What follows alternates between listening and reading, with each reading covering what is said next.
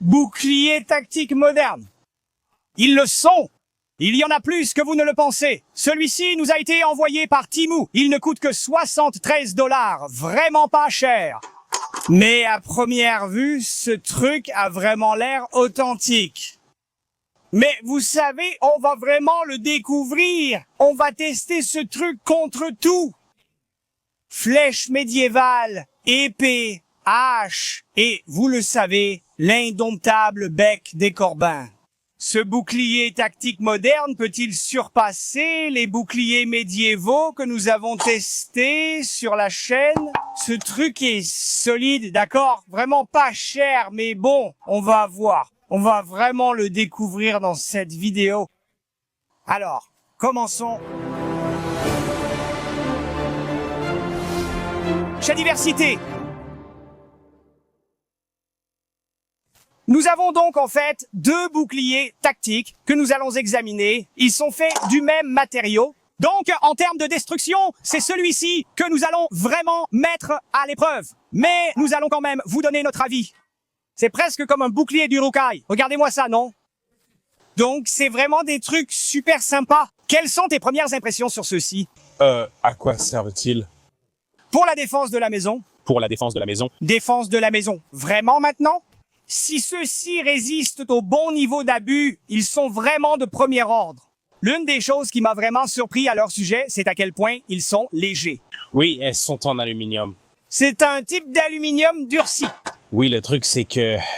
Oui, c'est ce que je mettrais ça. J'ai l'impression qu'on va pouvoir couper directement dedans. Pas de souci, je pense qu'on pourra probablement. Pas loin, on va voir. Tu vois ce que je veux dire. Encore une fois, un bouclier est un objet qui sera de toute façon endommagé. Ah, c'est vraiment sûr, oui. C'est pour ça que je dis que je pense qu'il y aura des aspects jetables à ce sujet. Oui, est-ce que je pense que tu pourrais l'utiliser dans une situation de défense à domicile comme, pas contre une arme à feu, mais autre chose? Probablement, oui. Honnêtement, je pense que ceci pourrait vraiment te protéger. On va le découvrir, mais surtout pas une arme à feu. Parce que la raison pour laquelle j'en parle, c'est que j'essaye de comprendre qui est le public cible ici. Parce que je ne pense pas que quelqu'un qui s'intéresse aux épées ou à l'histoire va vraiment être intéressé par quelque chose comme ça.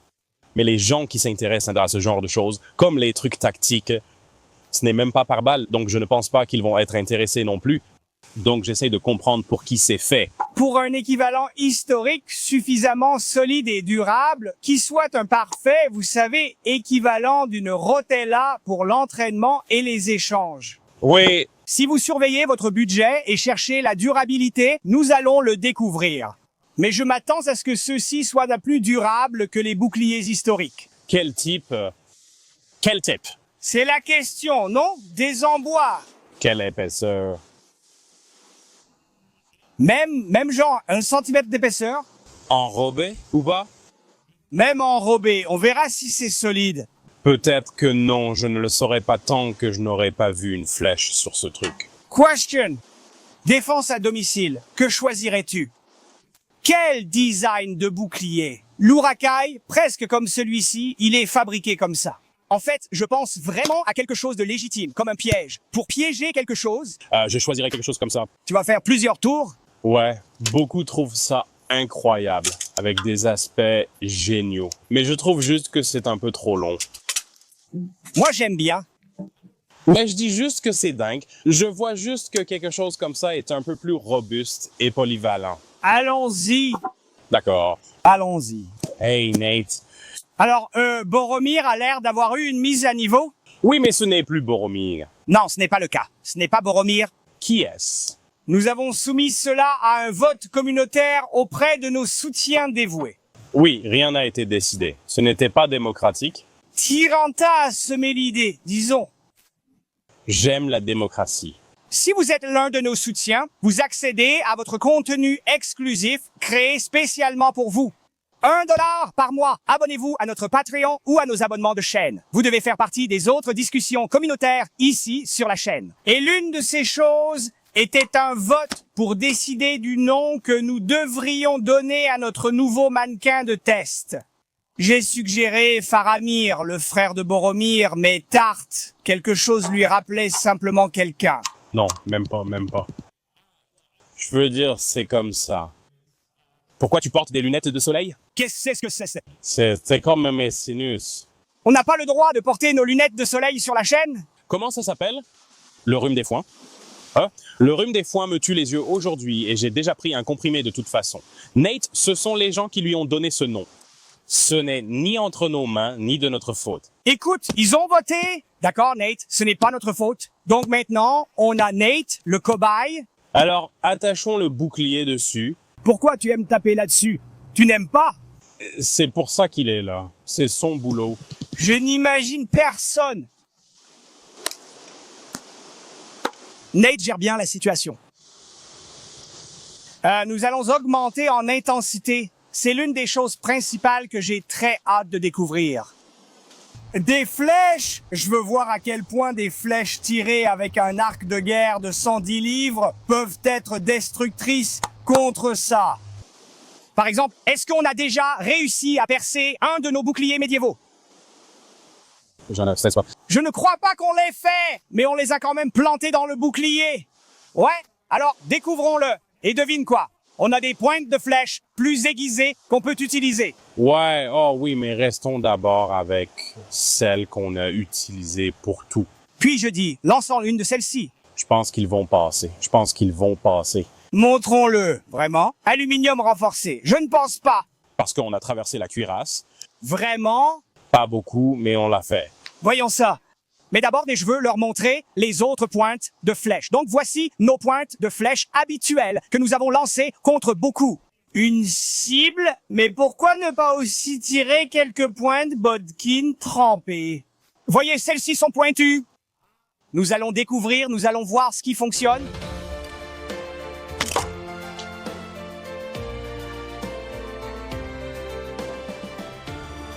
On a réussi à passer à travers. Ouais,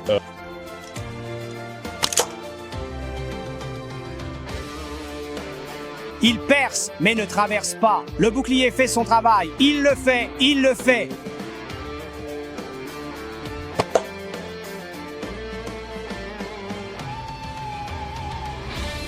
Ça n'a pas traversé.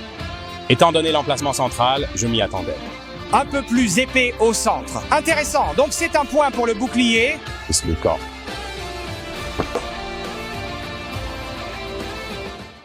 Je suis juste curieux. Ce n'est pas mauvais, n'est-ce pas? Ouais, mais ces têtes ne sont pas aussi impressionnantes que les autres têtes. Alors prenons les têtes impressionnantes. Ouais, j'ai l'impression que ça va être un peu pire. Parce que le truc, c'est que c'est vrai. Si on explique aux gens pour qu'ils comprennent, ces têtes-là sont épaisses. Tu vois? On peut donc tirer dessus plusieurs fois.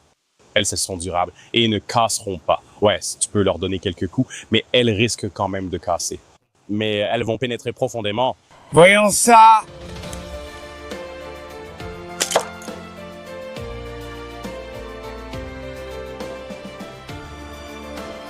Ça n'a pas traversé.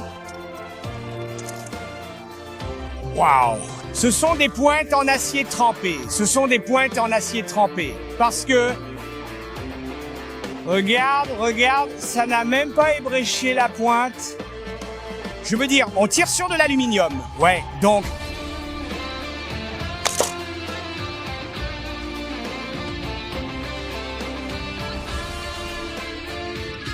C'est un bon tir. Regarde ça.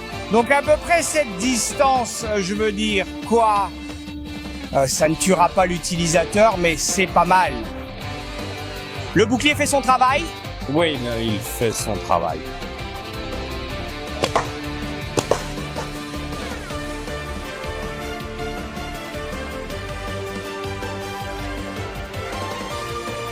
Donc c'était la meilleure pénétration qu'on ait eue, mais la flèche n'a pas atteint un niveau de pénétration dangereux.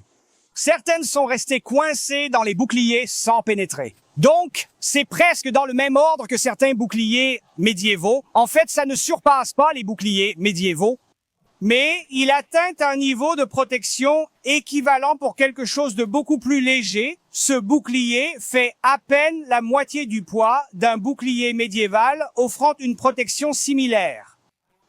Et bien sûr, ça nous coûte presque rien à acheter. Ouais, je veux dire là, il a bien fonctionné. Oui, je vais le mettre dans la catégorie correcte. En me basant sur les dégâts qu'on faisait avec, tu sais, flèches de feu. J'ai le sentiment que Beck va anéantir ça. Oh, carrément. Ça n'a jamais été la question. Est-ce qu'on a trouvé quelque chose qui peut arrêter Beck? Arrêtez. C'est quoi ta définition? C'est-à-dire que Beck n'a pas réussi à pénétrer. Parce que j'ai bien utilisé le bec sur la cuirasse. L'un est passé, mais ensuite, il a roulé sur le bord du deuxième, comme s'il l'avait replié. Donc oui. La cuirasse était la meilleure. Mais là, on parle parfois d'acier de 2 à 4 mm d'épaisseur. Ici, c'est de l'aluminium de 2 mm d'épaisseur. Tu veux essayer l'épée? Parce que l'épée, la hache, puis bec? Ouais, tu vois, j'étais tenté de commencer avec le couteau, mais je pense que le couteau n'a aucune chance. Pour se défendre chez soi, le couteau et la machette sont sans doute les pires menaces possibles. Si ça peut arrêter une épée, ça va facilement arrêter un couteau ou une machette. Ouais, je pense que ça dépend encore des définitions. Je pense qu'on va faire une belle entaille dedans, mais je ne pense pas qu'on pourra du tout le transpercer. Non, je ne pense pas. Avec la hache et ça dépend de quel côté de la hache. Ouais, je pense qu'on va casser la hache. Je pense qu'on pourrait faire des dégâts. Et puis le bec, on va y aller. Le bec, c'est... Eh bien, on va voir. Allons-y. Donc, on va utiliser la nouvelle romance des hommes, l'épée longue du chuchoteur de dragon. Quelque chose comme ça. Ouais, quelque chose comme ça. La critique n'est peut-être pas encore sortie, mais c'est celle qu'on a faite. Les tests de destruction dessus, ouais, et par l'État. Test de destruction. Test de destruction par l'État. Le fait qu'elle soit encore là peut vous donner une idée des performances de cette épée. Ouais. Je pense que cela prouve qu'elle rentre toujours dans son fourreau. Oui, c'est vrai. La critique n'est peut-être pas encore publiée. Gardez l'œil ouvert, les gars. Ce truc est vraiment différent. Ah. Il a encaissé cette attaque. Eh bien, Il a encaissé une attaque. Il encaisse bien les attaques.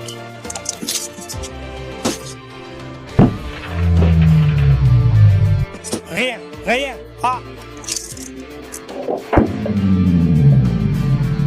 Oh, c'est une belle coupe, n'est-ce pas? Tu peux couper plus profondément sur les côtés des boucliers ronds vikings, donc ça reste parfaitement dans les tolérances pour un bouclier de combat. un bord roulé améliorerait beaucoup. On n'aurait pas pu aller aussi loin avec des bords roulés. Tu sais, c'est vrai, comme un vrai bord épaissi. Ça l'améliorerait beaucoup. Oui, même s'il pouvait ajouter un rebord en acier. Ouais. Ça améliorerait vraiment les choses.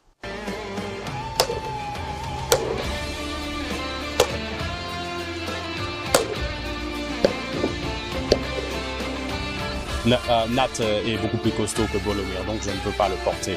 Tyrande aime toucher Nate et le soulever, le prendre dans ses bras. Il soulève Nate tout le temps. Exactement, Tyranne. Il faut savoir donner et recevoir. Tu t'es ouvert, exposé à des coups gratuits. Maintenant, Je ne me suis pas ouvert de toute façon, c'est ça la démocratie. pourquoi tu passes ton temps à frotter le crâne chauve de Nate? Tyran, il a... Non, ça c'est un faux. Ne confonds pas ça avec la vraie vie. Nate, ne fais pas ça. Je ne le fais pas. Il s'appelle Nate. Complètement séparé, oui, et complètement différent. Tout ce que je dis, il s'appelle Nate, et tu aimes frotter ce genre d'audace. Je ne l'ai pas frotté une seule fois. En surface, tu aimes bien? Je le saisis et je vais le tapoter. Il le frappe. Il frappe cette chose encore et encore. Vote. Donc maintenant, nous avons.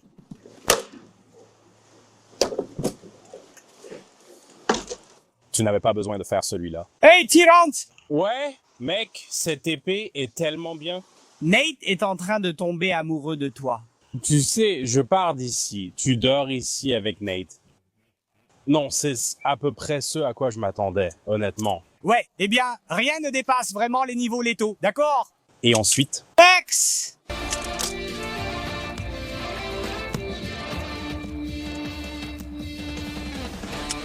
Catching da. Wait? Ouais. Ah d'accord, c'est ça. Oh, ouah! Oh là là, jusque-là. Ah! ça ne le tuerait pas. Mais si ça touchait le bras en dessous, ton bras serait hors d'usage, non? Il n'y a aucun espoir, il n'y a aucun espoir. Ce truc, c'est comme... Je pense vraiment que si tu donnes un bon coup ici, tu vas vraiment percer la tête de marteau. Voyons ça. C'est toujours amusant quand ils sortent le bec. Tu sais, j'ai écrit une scène dans le roman sur lequel je travaille avec un bec. Disons simplement, je le fais. Le roman de justice sortira l'année prochaine. D'accord. Ha ha ha. D'accord. Prêt. Rougis. Je ne sais même pas où j'ai touché ça. Ça a juste tout écrasé. Tu peux voir les empreintes. Donc, c'est à peu près comme ça. Enfin, parce que c'est exactement pareil. Voici comment tu couperais une tôle. Tu utiliserais une lame bien aiguisée. Tu utilises une presse à découper. Ouais, et c'est ce que tu as fait ici. Appuie sur mourir, Bond. Nous n'avons pas fini. Nous n'avons pas fini. Oh, j'adore le ruisseau devant eux.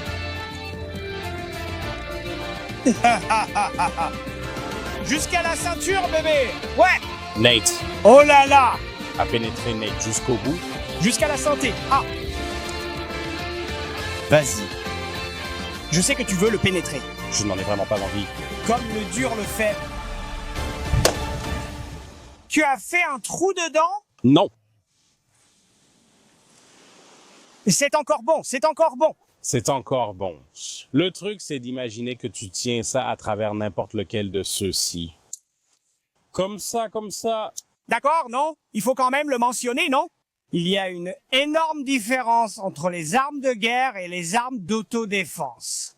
J'estime que ce bouclier est prêt pour l'autodéfense, mais pas pour le champ de bataille.